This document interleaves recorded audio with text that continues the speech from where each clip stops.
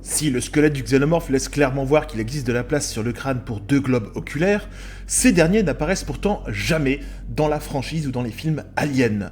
Néanmoins, plusieurs pistes existent. Aussi, il est important de noter que H.R. Giger a toujours déclaré que sa créature n'aurait pas d'œil visible pour la rendre plus terrifiante et inquiétante. Alors, par où commencer ? Déjà, dans la novélisation du scénario du premier film Alien, H, l'officier scientifique et l'architraître de service, laisse suggérer que le xénomorphe a une vue comme celle des requins, par le biais des ampoules de Lorenzini, c'est-à-dire que le spécimen serait capable de ressentir les champs électromagnétiques et les variations de température afin de localiser précisément ses proies. On peut également supposer la géolocalisation telle les chauves-souris. Alors, voit ou voit pas, eh bien, mystère et boule de gomme jusque 2017.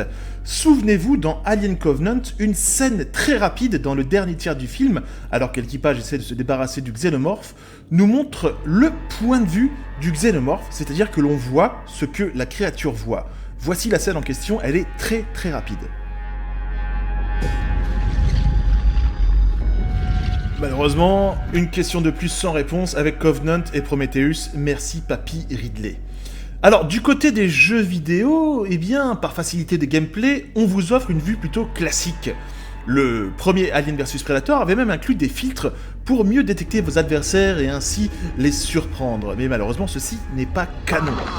L'univers étendu, et bien sûr encore une fois non canon, laisse à croire que des organes sensoriels sont présents à la place des yeux et que les xénomorphes utilisent la géolocalisation, mais encore une fois, rien de sûr. Alors je vous pose la question, quelles sont vos théories les petits calamars, qu'en pensez-vous ?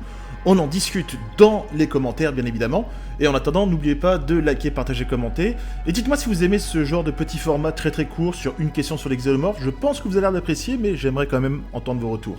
A très bientôt les calamars, bise.